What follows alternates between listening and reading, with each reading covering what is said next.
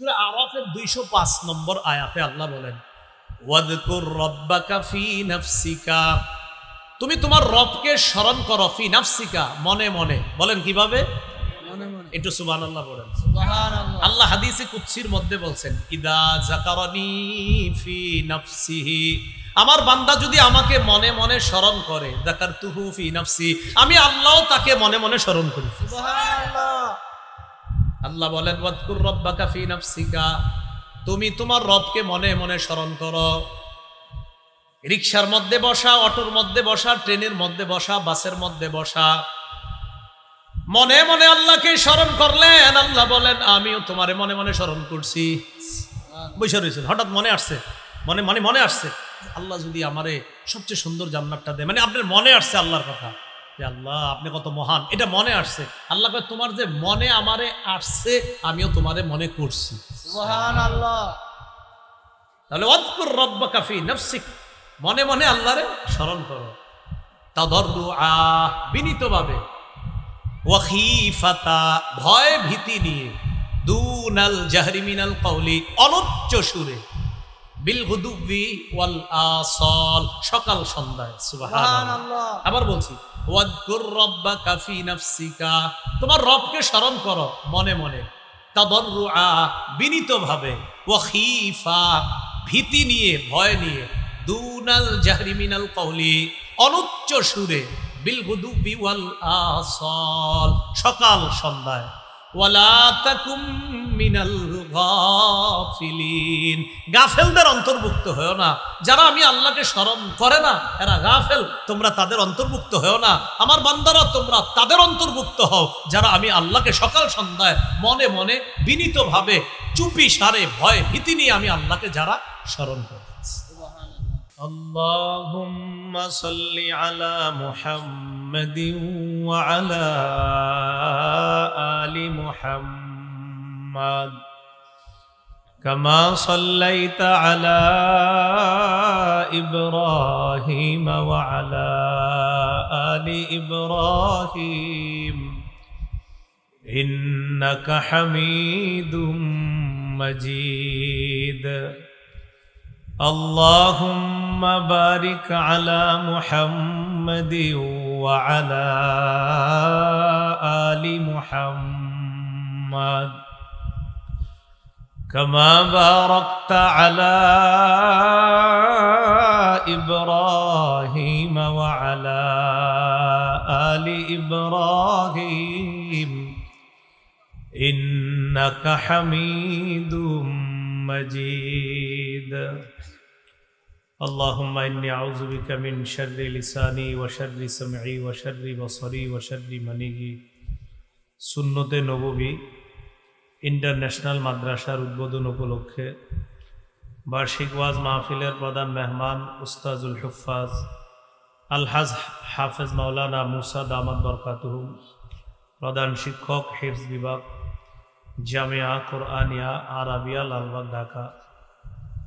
সভাপতি হাজি একেএম ফরিদ উদ্দিন কামাল, সভাপতি ভোলাচং বাজার কেন্দ্রীয় জামে মসজিদ, যুগ্ম সাধারণ সম্পাদক নবীনগর পৌর আওয়ামী লীগ, সহসভাপতি জনাব আজিজুর রহমান সুক্কু মিয়া, সহসভাপতি ভোলাচং বাজার কেন্দ্রীয় জামে মসজিদ, প্রধান অতিথি মাওলানা ওসমান গনি রাসেল, সদস্য কেন্দ্রীয় উপকমিটি ইসলামী যুব আন্দোলন বাংলাদেশ, বিশেষ আলোচক বৃন্দ, বিশেষ মেহমান বৃন্দ, উপস্থিত হজরত উলামায়ে কেরাম, মুসলমান ভাইরা, আল্লাহ পাক রব্বুল আলামিনের দরবারে শুকরিয়া আদায় করছি। আল্লাহ আমাদেরকে এই মাহফিলে উপস্থিত হওয়ার তৌফিক দান করেছেন, বলি আলহামদুলিল্লাহ। সূরা কাহফ 103 নম্বর আয়াতে কারিমা থেকে তেলাওয়াত করলাম, 16 পারা 3 নম্বর পৃষ্ঠা। যে আয়াতে কারিমা থেকে তেলাওয়াত করলাম, এখান থেকে সূরা কাহফের 103 থেকে 108 নম্বর আয়াত পর্যন্ত আল্লাহ দুই শ্রেণীর মানুষ সম্পর্কে আলোচনা করেছেন। একদল মানুষ ব্যর্থ, আর একদল মানুষ সফল। আল্লাহ পাক রব্বুল আলামিন বলেন, قل هل ننبئكم بالأخسرين أعمالا নবী আপনি বলেন আমি কি তাদের সম্পর্কে বলবো যারা আমলে অধিক ক্ষতিগ্রস্ত, যারা আমলে অধিক ক্ষতিগ্রস্ত তাদের ব্যাপারে কি আমি বলবো? আল্লাযীনা দাল্লা সাইয়ুহুম ফিল হায়াতিদ দুনিয়া, এরা হলো তারা যাদের দুনিয়ার সমস্ত চেষ্টা প্রচেষ্টা ব্যর্থ। এরা তারা যাদের দুনিয়ার সমস্ত চেষ্টা প্রচেষ্টা ব্যর্থ। ওয়াহুম ইয়াহসাবুনা আন্নাহুম ইউহসিনুনা সুনআ, অথচ তারা মনে করে তারা ভালো কাজ করছে, তারা মনে করে তারা ভালো কাজ করছে। অনেক মানুষ আছে দেখবেন আসলে অনেক ভালো কাজ করে, দুনিয়াতে আমাদের দৃষ্টিতে আসলে ভালো কাজ, কিন্তু আল্লাহ বলেন তারা হাজারো ভালো কাজ করা সত্ত্বেও তাদের এই ভালো কাজ করার পরেও তারা ব্যর্থ, তাদের সমস্ত চেষ্টা প্রচেষ্টাগুলা বরবাদ হয়ে যাবে, ব্যর্থ হয়ে যাবে। তো আল্লাহ বলে এরা কারা? উলাইকাল্লাযীনা কাফারু বিআয়াতি রাব্বিহিম ওয়া লিকাই, এরা তারা যারা তাদের রবের আয়াতগুলাকে অস্বীকার করেছে। ওয়া লিকাইহি, আল্লাহর সাথে যে মরণের পর সাক্ষাৎ করবে এই সাক্ষাতের বিষয়টা তারা অস্বীকার করেছে। তাহলে আল্লাহর আয়াতগুলো অস্বীকার করছে, আল্লাহর সাথে সাক্ষাতের বিষয়টা অস্বীকার করার কারণে আমাদের দৃষ্টিতে তারা দুনিয়াতে হাজারো ভালো কাজ করার পরেও আল্লাহ বলেন তারা ব্যর্থ, কারণ তারা আমার আয়াতগুলা বিশ্বাস করে নাই, আমার সাথে সাক্ষাতের বিষয়টা তারা অস্বীকার করেছে। এই জন্য তারা যত ভালো কাজ করুক তাদের আমল নামা সব বরবাদ।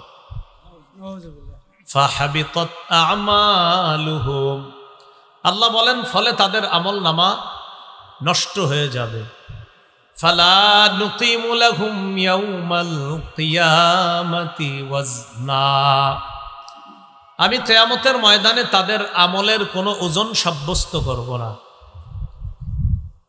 যালিকা জাযাউহুম জাহান্নামু বিমা কাফারু ওয়াত্তাখাযু আয়াতি ওয়া রুসুলি হুজুয়া, এই কারণে তাদের ঠিকানা হলো জাহান্নাম, কারণ তারা কুফরি করেছে, আমার আয়াত এবং রসুলদেরকে উপহাসের পাত্র বানিয়েছে, এই কারণে তাদের ঠিকানা জাহান্নাম। এবার মন দিয়ে শোনেন, দুনিয়ার মধ্যে কিছু মানুষ অনেক ভালো কাজ করে, খালি ঈমান নাই, বলেন কি নেই? আর হাজারো ভালো কাজ করে।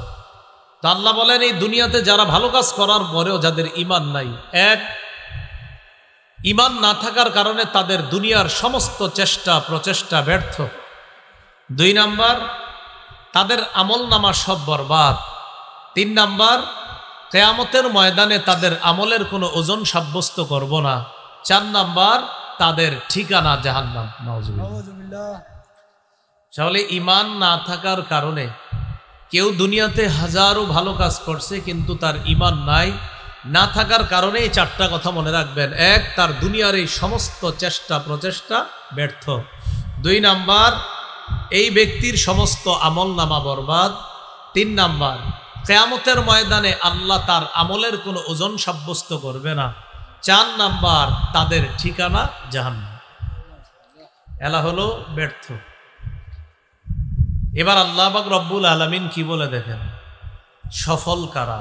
ইন্নাল্লাযীনা আমানু ওয়া আমিলুস সলিহাত কানাত লাহুম জান্নাতুল ফিরদাউসি নুজুলা, যারা ঈমান এনেছে, নেক কাজ করেছে, আমি আল্লাহ তাদের জন্য জান্নাতুল ফেরদাউস ঘোষণা করলাম।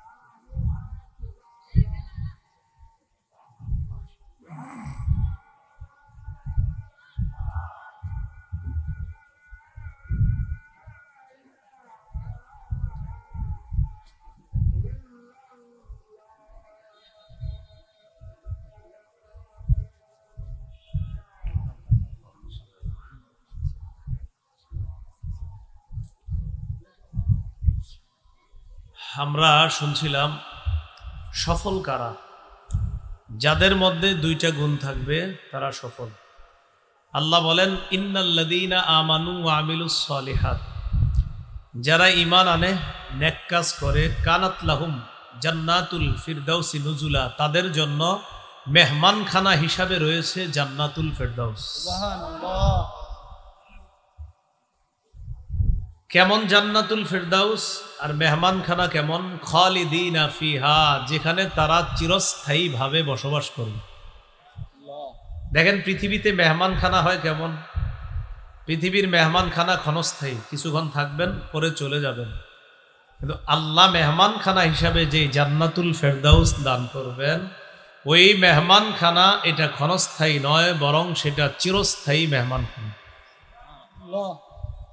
দুনিয়ার মেহমানখানা থেকে মানুষ কিছুদিন পরে আবার চলে আসতে চায়। আল্লাহ বলেন জান্নাতুল ফিরদাউস নামক যে মেহমানখানা, লা ইয়াবগুনা আনহা হিওয়ালা, সেখান থেকে কেউ অন্য কোথাও স্থানান্তর হওয়া কামনাই করবে না, বরং ওই মেহমানখানায় সে চিরদিন বসবাস করার ইচ্ছা করবে। সুবহানাল্লাহ। তাহলে সফল কারা? যাদের দুই গুণ, ঈমান এবং নেক কাজ। ঈমান কাকে বলে? তাসদীকুন নবী সাল্লাল্লাহু আলাইহি ওয়াসাল্লাম মা জাআ বিহি, রাসূলুল্লাহ সাল্লাল্লাহু আলাইহি সাল্লাম যা নিয়ে এসেছেন সব কিছু বিশ্বাস করার নাম ঈমান। সহিহ মুসলিমের বর্ণনা ৮ নম্বর হাদিস। এই হাদিসের মধ্যে আসছে জিবরিল আলাইহিস সালাতু ওয়াস সালাম রাসূলুল্লাহ সাল্লাল্লাহু আলাইহি সাল্লামকে জিজ্ঞাসা করলেন আখবিরনি আনিল ঈমান, ঈমান সম্পর্কে আপনি আমাকে বলেন। রাসূলুল্লাহ সাল্লাল্লাহু আলাইহি সাল্লাম বললেন আন তুমিনা বিল্লাহ ওয়া মালাইকাতিহি ওয়া কুতুবিহি ওয়া রুসুলিহি ওয়াল ইয়াউমিল আখির, তুমি আল্লাহকে বিশ্বাস করা, ফেরেশতাদেরকে বিশ্বাস করা, আল্লাহর সমস্ত কিতাব বিশ্বাস করা, সমস্ত নবী রাসূলদেরকে বিশ্বাস করা, ওয়াল ইয়াউমিল আখির, আখিরাতের দিবস বিশ্বাস করা, ওয়াল বাসি বাদাল মাউত, মরণের পর পুনরুত্থান করবে আল্লাহ, এটা বিশ্বাস করা, ওয়াল জান্নাহ, জান্নাত, ওয়ান নার, জাহান্নাম, এগুলা বিশ্বাস করা, ওয়াল হিসাব, হিসাব বিশ্বাস করা, এরপরে ওয়াল মিজান, ওজনের পাল্লা স্থাপন করা হবে, এই ওজনের পাল্লা, এটাকে বিশ্বাস করা, ওয়াল কদরি কুল্লিহি খাইরিহি ওয়া শাররিহি মিনাল্লাহি তাআলা, ভালো মন্দ সব আল্লাহর পক্ষ থেকে হয়, এই কথা বিশ্বাস করা, এটার নাম ঈমান। বলেন তো কয় গুণওয়ালা মানুষ সফল হবে? ঈমান এবং নেক কাজ। ঈমান আনতে হবে, নেক কাজ করতে হবে। ওয়া আমিলুস সলিহাত, এবং যারা নেক কাজ করে। নেক কাজ আবার প্রকাশ্যে হতে পারে, গোপনে হতে পারে। প্রকাশ্যে নেক কাজ যেমন ফজর, জোহর, আসর, মাগরিব, এশা, এগুলা সবার সামনে মসজিদে জামাতে পড়া, এটা প্রকাশ্যে নেক কাজ। হজ করা প্রকাশ্যে নেক কাজ। মাদ্রাসার ছাত্ররা হেফজখানায় বৈশা কোরআন তেলাওয়াত করা, এটা প্রকাশ্যে নেক কাজ। উলামায়ে কেরাম মাদ্রাসার ছাত্রদেরকে পড়ানো আর তাদের পড়া শোনা, এটা প্রকাশ্যে নেক কাজ। কিছু নেক কাজ আছে গোপনে নেক কাজ। গোপনে যে নেকের কাজগুলা, এগুলা আমাদের বাড়ানোর চেষ্টা করা। আল্লাহ তৌফিক দান করেন, আমিন। রাসূলুল্লাহ সাল্লাল্লাহু আলাইহি সাল্লামের একজন সাহাবী নাম জুবাইর ইবনুল আওয়াম রাদিয়াল্লাহু তাআলা, তিনি বলেন মান ইসতাতাআ মিনকুম আন তাকুনা লাহু খাবিআতুম মিন আমালিন সালিহ ফালইফআল, তোমাদের মধ্যে কেউ যদি গোপনে নেক কাজ করার বেশি সুযোগ পাও, সে যেন এই সুযোগটা কাজে লাগায়। তোমাদের কেউ গোপনে নেক কাজ করার যদি সুযোগ পায়, সামর্থ্য রাখে, তাহলে সে যেন বেশি বেশি গোপনে নেক আমল করে। সুবহানাল্লাহ। এর মানে কিন্তু আপনি প্রকাশ্যে নেক আমলগুলা গোপনে করবেন এমন না। পুরুষরা মসজিদে গিয়ে নামাজ পড়া, এটাই নিয়ম। এর মানে আপনি আবার এই নিয়ত করেন না যে আমি ফজরটা গোপনে ঘরে পড়বো, না, এটা ফাজলামি। যেই কাজ আল্লাহ প্রকাশ্যে করতে বলছে, সেটা প্রকাশ্যে করাটাই জরুরি।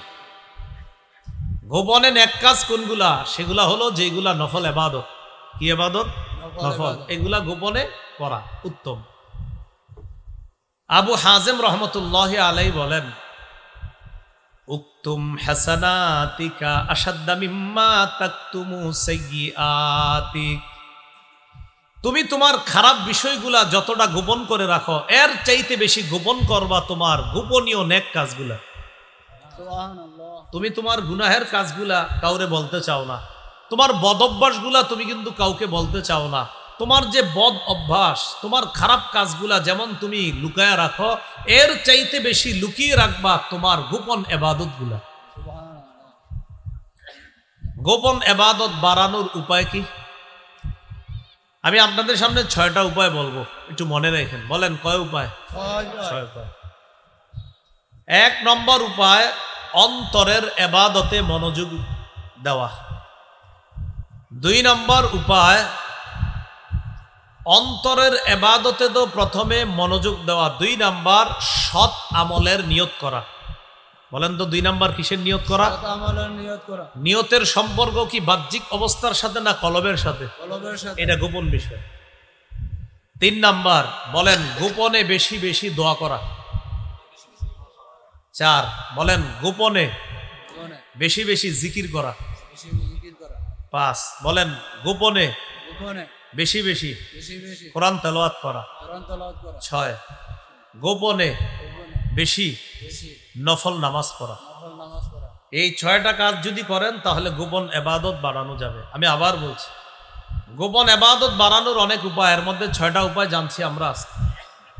1 নম্বর গোপন ইবাদত বাড়ানোর উপায় হলো অন্তরের ইবাদতে মনোযোগ দেওয়া। 2 নাম্বার উপায়, সৎ আমলের নিয়ত করা। 3 নাম্বার, গোপনে বেশি বেশি আল্লাহর কাছে দোয়া করা। 4 নাম্বার, গোপনে বেশি বেশি আল্লাহর জিকির করা। 5 নাম্বার, গোপনে কোরআন তেলাওয়াত করা। 6 নাম্বার, গোপনে বেশি বেশি নফল নামাজ পড়া। 1 নাম্বার কি ছিল বলেন তো? অন্তরের ইবাদতে মনোযোগ দেওয়া। এই ব্যাপারে কিছু কথা শুনেন। ওমর ইবনে আব্দুল আজিজ রহমতুল্লাহি আলাইহি নাম শুনছেন? 99 হিজরিতে তিনি খলিফা হলেন। 101 হিজরিতে তিনি ইন্তেকাল করলেন। 2 বছর 5 মাস তিনি খেলাফতের দায়িত্বে ছিলেন। 2 বছর 5 মাস তিনি তার দায়িত্ব পালন করার মাধ্যমে সারা পৃথিবীকে বুঝিয়ে দিয়েছেন ন্যায়পরায়ণ শাসক কাকে বলে আর দুনিয়াতে ইনসাফ কিভাবে প্রতিষ্ঠিত করতে হয়। মাত্র 2 বছর 5 মাসে পুরা দুনিয়াবাসীকে শিখিয়ে দিয়েছে। সুবহানাল্লাহ।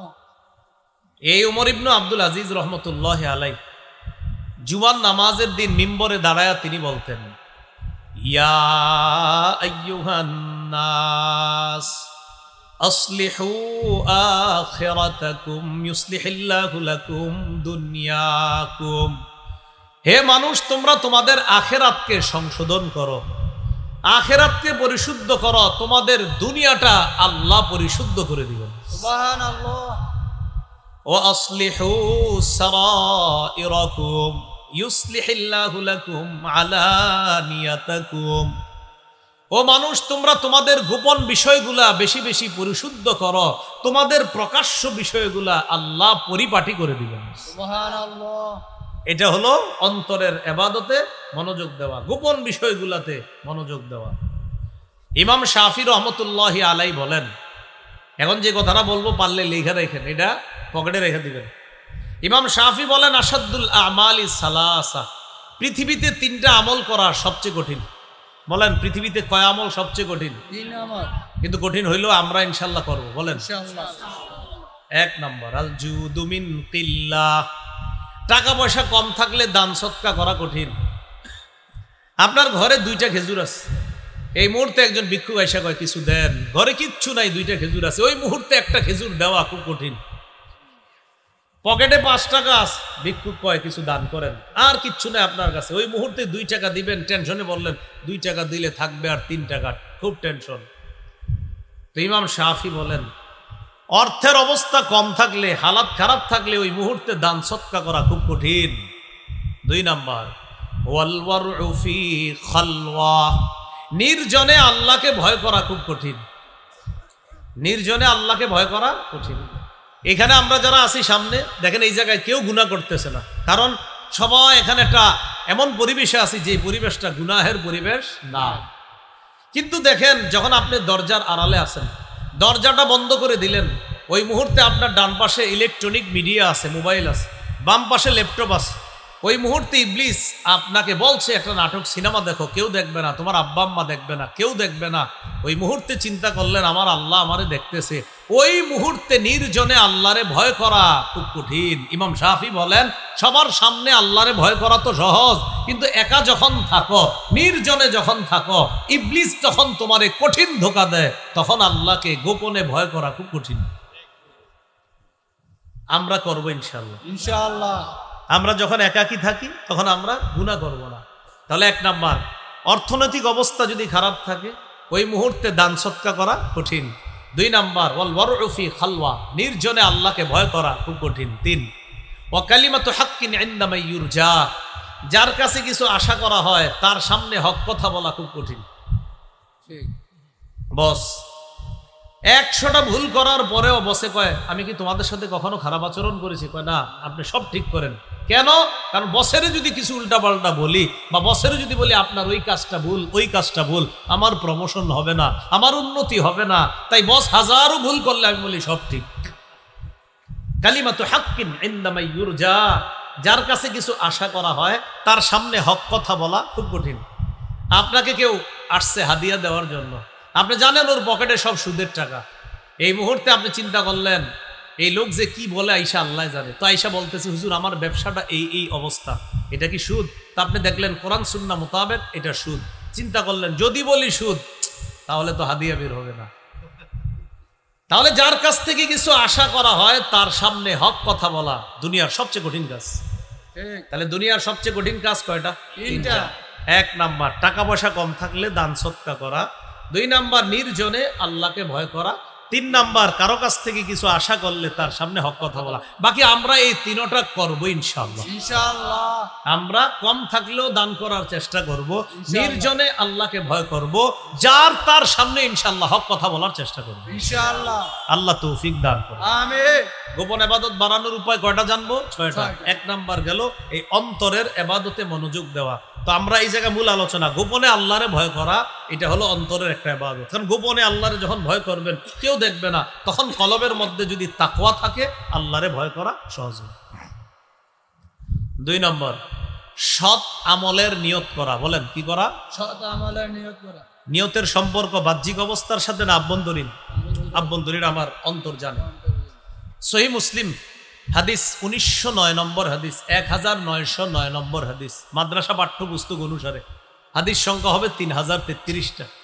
এই হাদিসের মধ্যে আসছে রাসূলুল্লাহ সাল্লাল্লাহু আলাইহি সাল্লাম বলেন, মান সাআলাল্লাহা শাহাদাতা বিসিদকিন বাল্লাগাহুল্লাহু মানাজিলাশ শুহাদা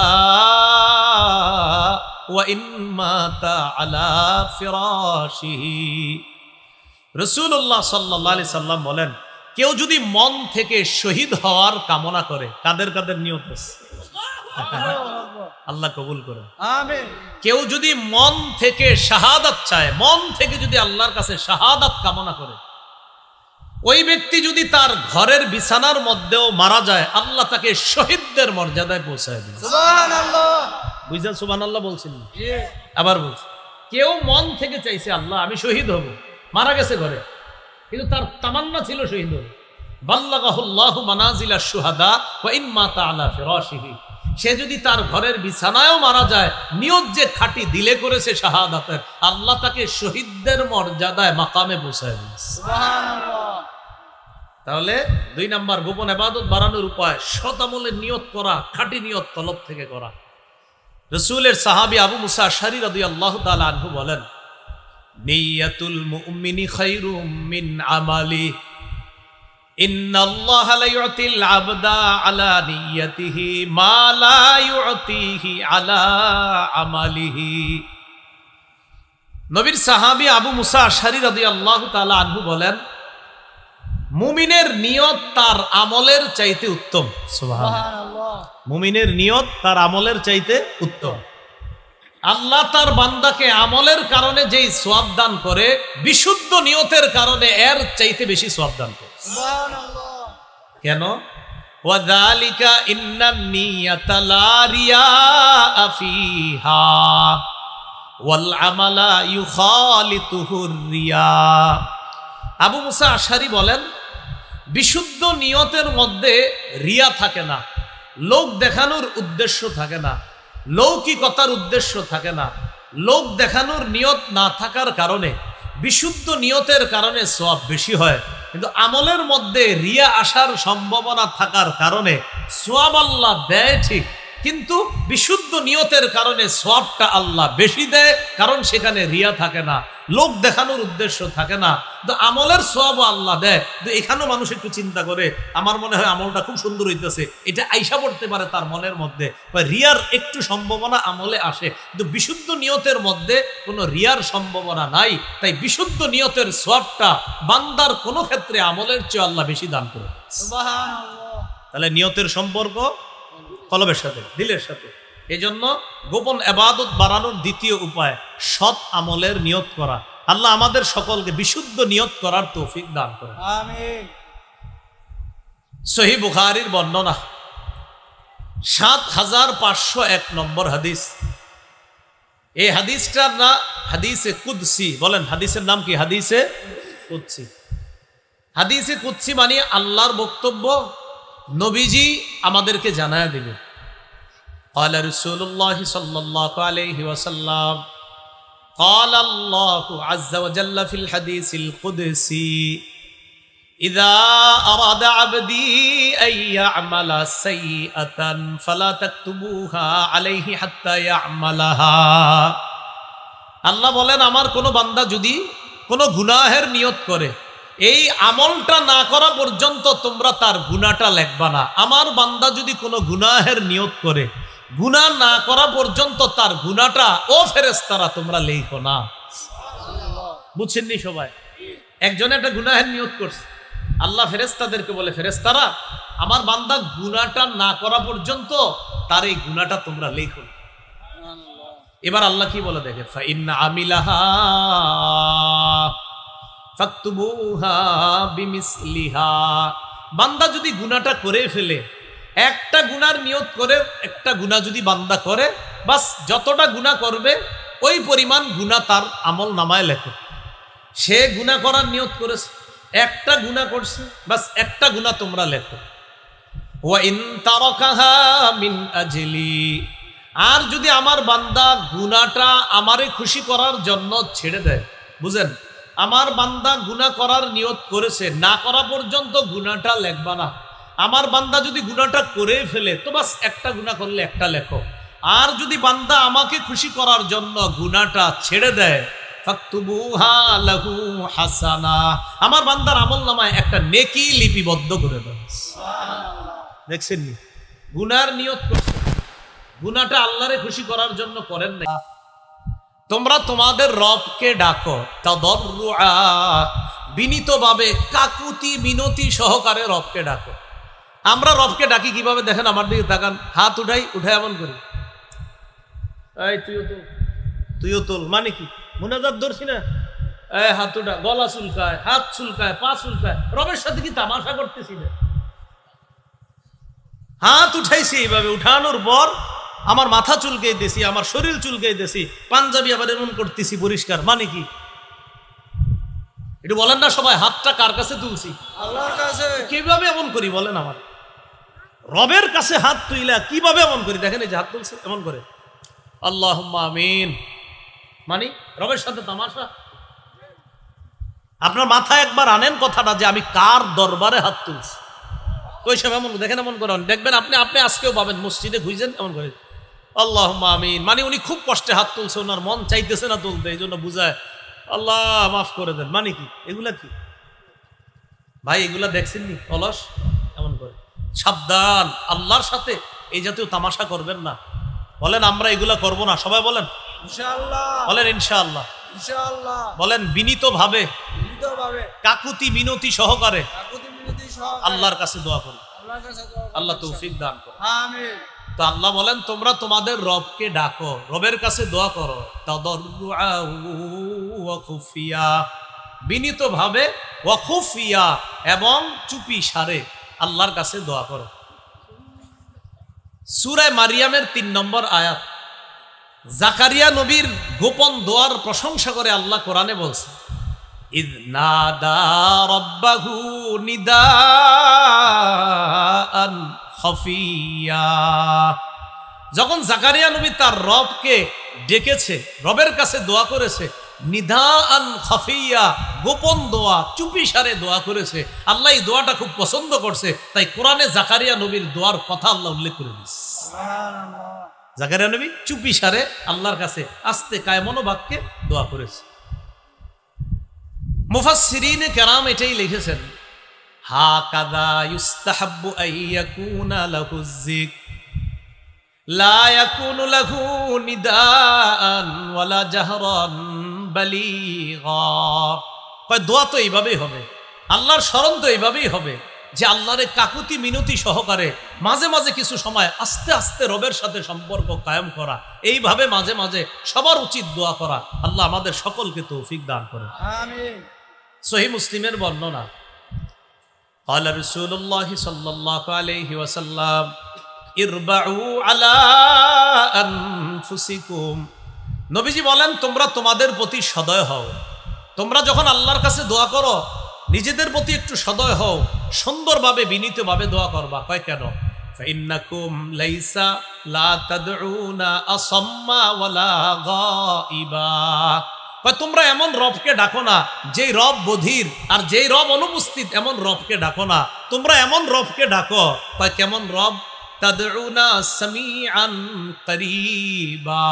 তোমরা এমন রবকে ডাকো যেই রব সামিআ, শোনেন, করিবা, আবার একদম নিকটে থাকেন। ওই রবকেই তোমরা ডাকো। ওয়া হুয়া মাআকুম, আর ওই রব তোমাদের সাথে আছে।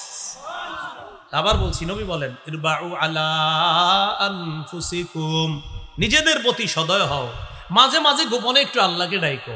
ফাইন্নাকুম লাইসা তাদউনা আসাম্মা ওয়ালা গায়িবা।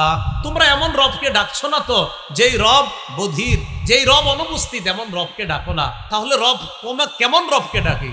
ফাইন্নাকুম তাদউনা সামিআন করিবা, এমন রবকে তোমরা ডাকো যেই রব শোনেন, যেই রব নিকটে। ওয়া হুয়া মাআকুম, আল্লাহ কয় এত নিকটে তোমাদের সাথে আছে। সুবহানাল্লাহ। তো এই জন্য একটু গোপনে আল্লাহর কাছে কি করা বলেন? দোয়া করা। মুফাসসিরিনে কেরাম সূরা মারিয়ামের ৩ নম্বর আয়াতের ব্যাখ্যায় লেখছে, কোনটা? ওই যে জাকারিয়া নবী আল্লাহর কাছে দোয়া করছে, ইয নাদা রাব্বাহু নিদাআন খাফিয়া। যখন জাকারিয়া নবী তার রবকে গোপনে ডেকেছেন, এই আয়াতের ব্যাখ্যায় মুফাসসিরিনে কেরাম লিখেছেন, ইন্নামা আখফাহু লিআন্নাহু আহাব্বু ইলাল্লাহ। জাকারিয়া নবী আল্লাহকে চুপিসারে কেন ডেকেছেন? এইভাবে চুপিসারে আল্লাহকে ডাকা, এটা আল্লাহ খুব পছন্দ করে। সুবহানাল্লাহ। একা একা আছেন, নির্জনে আছেন, ওই মুহূর্তে একটু আপনার বিবি ঘুমায়, সন্তান ঘুমায়, পাশের সবাই ঘুমাইতেছে, ওই মুহূর্তে ঘুম ভাঙছে রাত 2টার দিকে, বৈশা বলতেছেন, আল্লাহ মাফ করে দেন, আল্লাহুম্মা গফিরলি। একটু বলছেন, কেউ শুনছে না দুনিয়ার, একটু বলছেন আর কি, আল্লাহ মাফ করে দেন, আস্তে বলছেন। আল্লাহ খুব খুশি হয়, খুব পছন্দ এটা আল্লাহ। সুবহানাল্লাহ। তাহলে ৩ নাম্বার কি? গোপনে আল্লাহর কাছে বেশি বেশি কি করা? দোয়া করা। এই জন্য তো সূরা বাকারার 186 নম্বর আয়াত আল্লাহ নাজিল করছে। কেন? সাহাবায়ে কেরাম রাসূলুল্লাহ সাল্লাল্লাহু আলাইহি সাল্লামকে প্রশ্ন করছে। শোনেন কি প্রশ্ন। লাম্মা সাআলু রাসূলুল্লাহ সাল্লাল্লাহু আলাইহি ওয়াসাল্লাম ফাকালু আকারিবুন রাব্বুনা ফানুনাজিহি আম বাঈদুন ফানুনাদি। সাহাবীরা আল্লাহ রাসূলকে বললেন, ইয়া রাসূলুল্লাহ, আমাদের রব কি করিব, একদম কাছে? নুনাজিহি, যে রবকে আস্তে আস্তে চুপিসারে ডাকবো? আম বাঈদুন, নাকি রব অনেক দূরে? ফানুনাদিহি, যে উঁচু আওয়াজে ডাকবো? সাহাবায়ে কেরাম নবীরে বললেন, আকারিবুন রব্বুনা ফানুনাজি। ইয়া রাসূলুল্লাহ, আমাদের রব কি এত কাছে যে রবকে চুপিসারে ডাকবো? আম বাঈদুন ফানুনাদি, নাকি অনেক দূরে যে জোরে জোরে ডাকবো? তখন সূরা বাকারার 186 নম্বর আয়াত আল্লাহ নাজিল করে বুঝাইয়া দিলেন যে আমারে কেমনে ডাকবো। সুবহানাল্লাহ। সাহাবীরা কি প্রশ্ন করছে? আল্লাহ কি দূরে না কাছে? কি বলেন তো, কি জিজ্ঞাসা করছে? আল্লাহ কি দূরে না কাছে? হুজুর, যদি কাছে হয় তাহলে কি আস্তে ডাকবো, আর যদি দূরে হয় তাহলে কি জোরে ডাকবো? আল্লাহ কয়, নবী সাহাবীদেরকে আয়াতটা শোনায়া দেন, সূরা বাকারা 186 নম্বর আয়াত। ওয়া ইযা সাআলাকা ইবাদি আন্নী ফাইন্নী করিব। আপনার কাছে আমার বান্দারা যখন আমার ব্যাপারে জিজ্ঞাসা করে আপনি বলে দেন ফাইন্নি করিব, আমি কাছে। সুবহানাল্লাহ। উজিবু দাওয়াতাদ দাঈ ইযা দাআন, আহ্বানকারী যখন আমাকে ডাকে আমি তার আহ্বানে সাড়া দেই। ফাল্যাস্তাজিবু লি, তারাও যেন আমার আহ্বানে সাড়া দেয়। ওয়ালিউমিনু বি, তারা যেন আমার প্রতি বিশ্বাস স্থাপন করে। লাআল্লাহুম ইয়ারশুদুন, যাতে তারা সঠিক পথে চলতে পারে। সুবহানাল্লাহ। তাহলে সাহাবীদের প্রশ্ন, আল্লাহ কি দূরে না কাছে? আল্লাহ জবাব দিয়ে দিছে কি কাছে। মাশাআল্লাহ। সাহাবীদের প্রশ্ন, হুজুর দূরে না কাছে? আল্লাহ আয়াত নাযিল করে জবাব দিয়ে দিছে কি বলেন? কাছে। বলেন করিব, বলেন করিব, আবার বলেন করিব। করিব অর্থ নিকটে, বলেন নিকটে, একদম। কত গেল? 3। তাহলে গোপন ইবাদত বাড়ানোর 3 নাম্বার উপায় আল্লাহকে গোপনে বেশি ডাকা, দোয়া করা। 4 নাম্বার কি? মাশাআল্লাহ, না জিকির করা। 4 নাম্বার কি করা? জিকির করা। সুবহানাল্লাহ, আলহামদুলিল্লাহ, লা ইলাহা ইল্লাল্লাহ, এই জিকির, আরো যত জিকির হতে পারে সব জিকির করা। সূরা আরাফের 205 নম্বর আয়াতে আল্লাহ বলেন, ওয়াযকুর রাব্বাকা ফি নাফসিকা, তুমি তোমার রবকে স্মরণ করো, ফি নাফসিকা, মনে মনে। বলেন কিভাবে?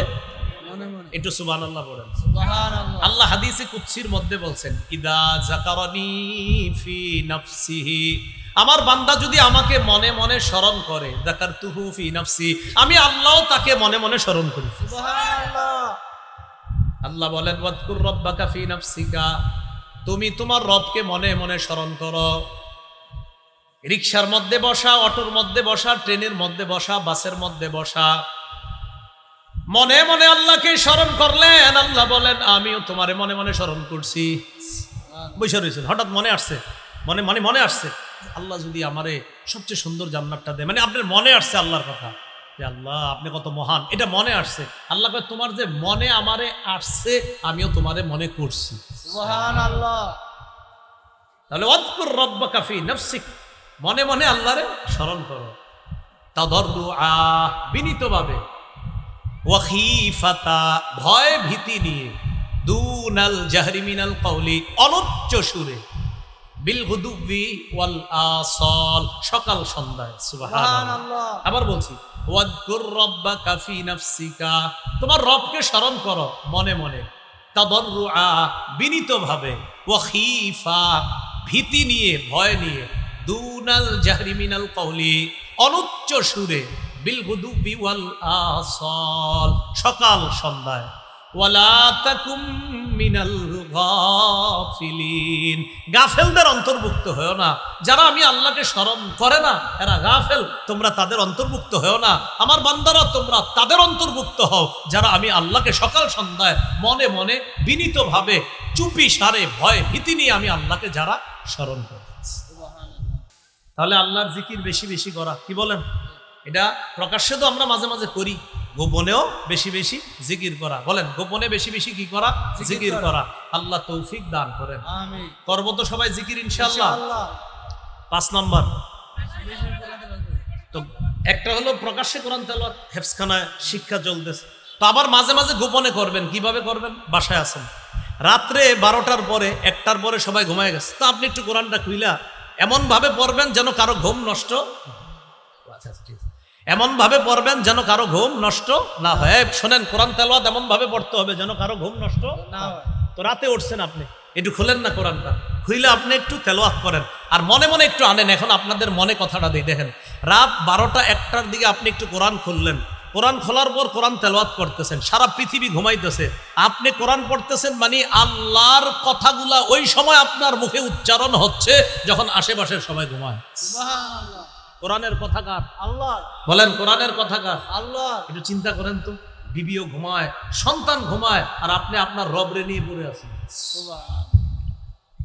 তো 5 নাম্বার, গোপনে একটু কোরআন তেলাওয়াত করা। তিরমিজির বর্ণনা 1333 নম্বর হাদিস, 1333, 1333, কয়টা হয়? 1333।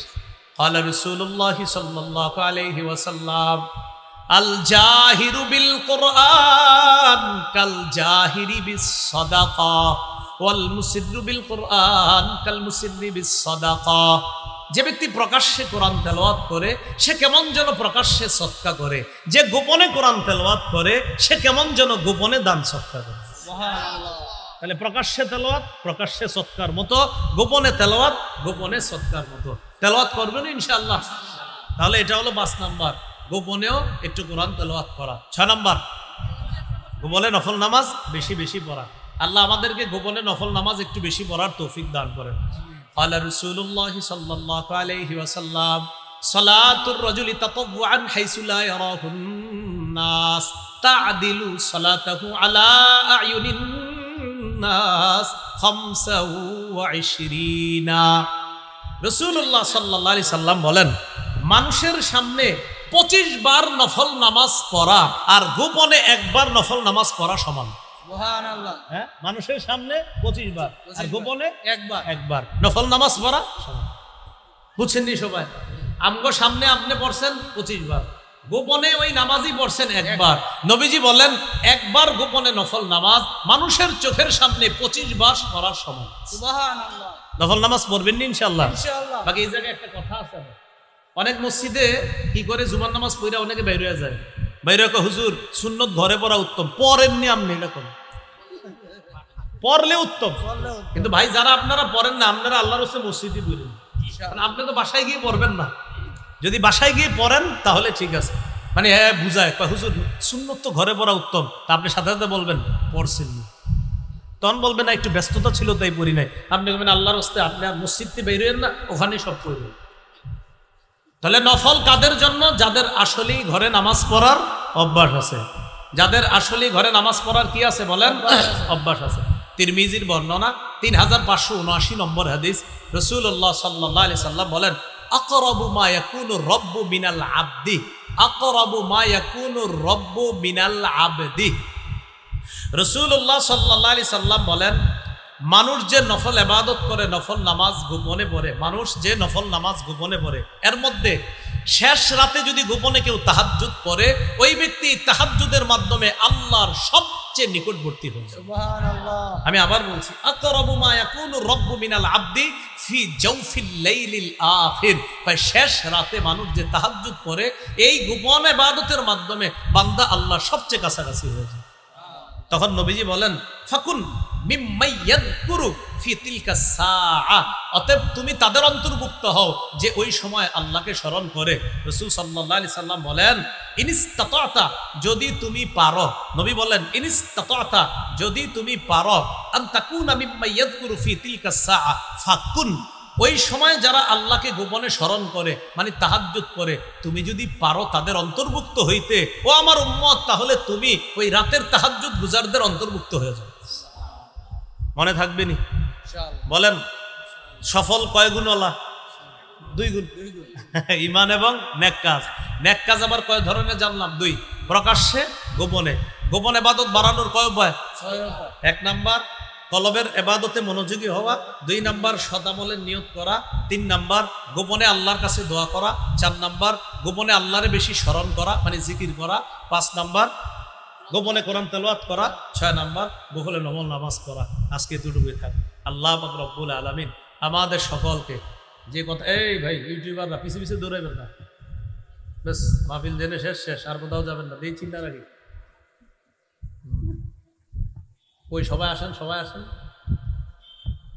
ক্যামেরার এতগুলা আর কো, বাকিগুলা কই? আসেন আসেন সবাই। না, এরা এনেই আছে। আল্লাহ আমাদের সকলকে যে কথাগুলা শুনলাম বললাম আমল করার তৌফিক দান করেন। আমিন। ও আচ্ছা, আমি গাড়িতে যাইতে যাইতে যাদের মিম্বরের আমানত লাগবে, মিম্বরের আমানত সংগ্রহ করে নিতে পারবেন। এই কিতাবটা যারা সংগ্রহ করবেন, পুরুষ যারা আছেন নিজেরাও সংগ্রহ করবেন, ঘরের মা বোনদেরকেও কিতাবটা দিবেন। মিম্বরের আমানত, প্রথম খণ্ডে সন্তানের 64টা অধিকার, জামাই বউ পুরাটা মুখস্থ করে ফেলবেন। প্রথম খণ্ড সন্তানের 64টা অধিকার একদম মুখস্থ করবেন।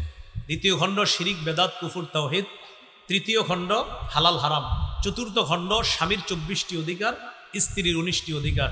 তো যাদের লাগবে ওরা নিয়ে এসেছে গাড়িতে, ওখান থেকে আপনারা সংগ্রহ করতে পারেন। আল্লাহ আমাদের সকলকে আজকে যে কথাগুলো শুনলাম বললাম আমল করার তৌফিক দান করেন। আমিন ওয়া আখিরু দাওয়ানা আলহামদুলিল্লাহ।